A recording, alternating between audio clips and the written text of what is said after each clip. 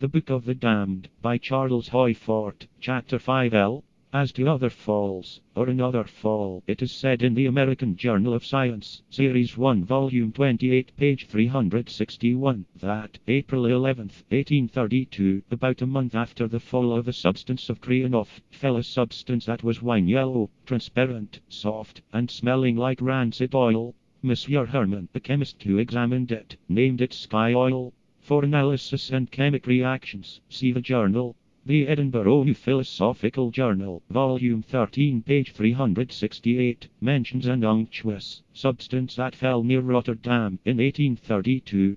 In Comptes Rendus, Volume 13, page 215, there is an account of an oily, reddish matter that fell at Genoa, February 1841. Whatever it may have been, altogether, most of our difficulties are problems that we should leave to later developers of supergeography, I think.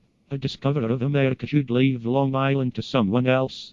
If there be, plying back and forth from Jupiter and Mars and Venus, superconstructions that are sometimes wrecked, we think of fuel as well as cargoes. Of course, the most convincing data would be of coal falling from the sky.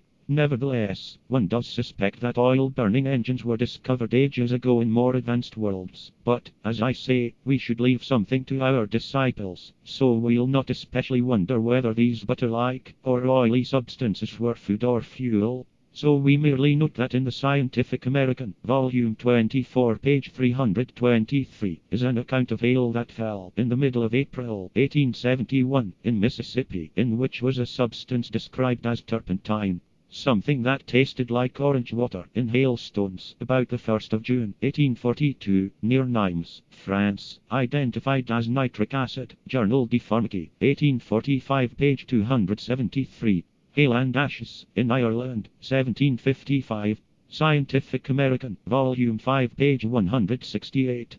That, at Elizabeth, New Jersey, June 9, 1874, fell hail in which was a substance, said by Professor Leibs of Stevens Institute, to be carbonate of soda. Scientific American, Volume 30, page 262. We are getting a little away from the lines of our composition, but it will be an important point later that so many extraordinary falls have occurred with hail. Or, if they were of substances that had origin upon some other part of this earth's surface, had the hail, too, that origin. Our acceptance here will depend upon the number of instances. Reasonably enough, some of the things that fall to this earth should coincide with falls of hail.